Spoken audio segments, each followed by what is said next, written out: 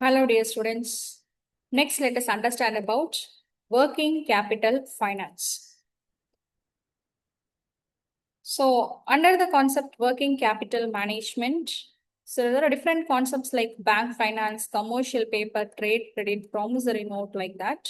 In that case, the next thing we'll be discussing about the finance, working capital finance. Okay, let us understand all the working capital finances one by one. So, first, commercial bank is a business organization where we all know buying and lending, borrowing and lending process really happens. And different functions like accepting deposits, advancing loans, credit creation, and so many different activities will happen in an usual commercial bank. So, other than this, usual functions, another different type of, banking finance, that is working capital finance. We can say that as working capital finance. Okay.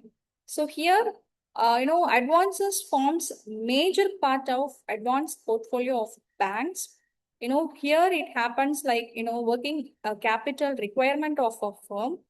Okay. Any organization, so, say for example, an organization, they are in need of 1 lakh or 2 lakh, whatever. It depends upon their size, business size. Okay. So here, this finance supports a lot. The bank takes into account its sales and production plans. Okay, how much this so and so company can able to sell their products, and how production planning is what happening. All looking after all these things, and they'll produce their funds. Okay. So cash credit is another different concept. The bank specifies a predetermined limit. Okay. So in prayer, they mentioned that this is what your limit. Until this limit, you can able to get your funds, and you can run the production. Okay. Smoothly operate your organization process. So yes, it is allowed to withdraw funds from the bank any case. That is also possible. Okay. Borrower, they cannot borrow the entire sanction limit, in a lump sum. So some, drawbacks also here.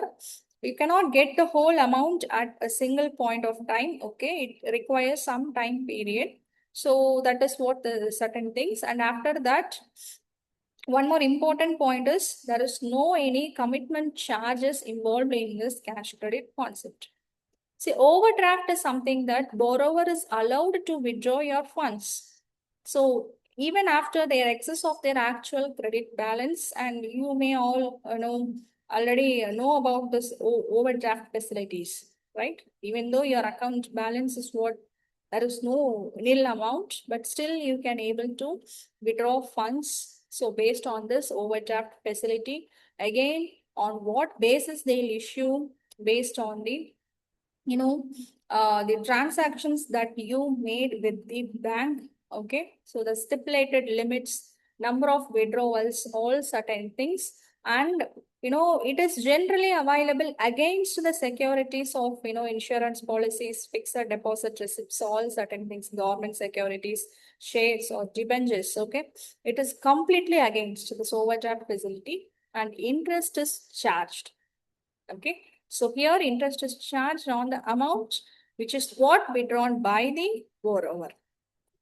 And loans, we all know that total amount of borrowings is credited to the current amount. So whenever we need funds to, purchasing of raw materials, or to do the production, or to, for electricity, for water resources, or labor, paying salaries or wages, whatever, again, this loan amount, getting loan, short-term loan from the banks, and you can able to fulfill all the different needs.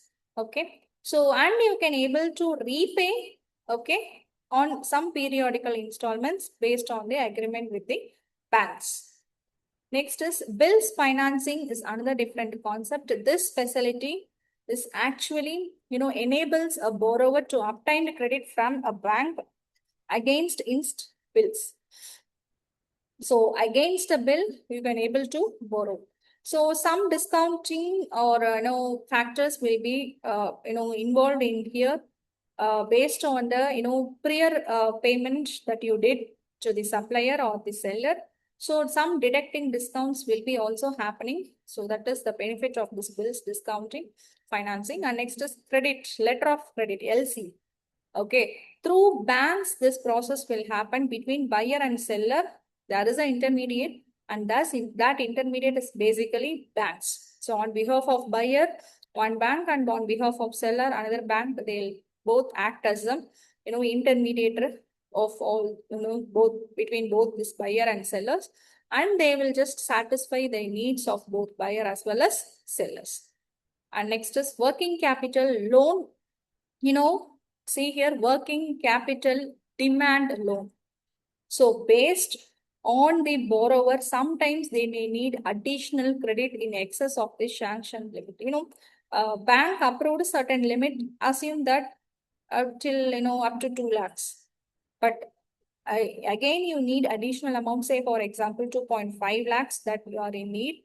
So to meet any kind of emergency situations, that time also, this bank is what, banking is what providing facilities, and that name is working capital demand loan or a separate non-operatable cash credit. So to meet any unavoidable situations. Thank you all.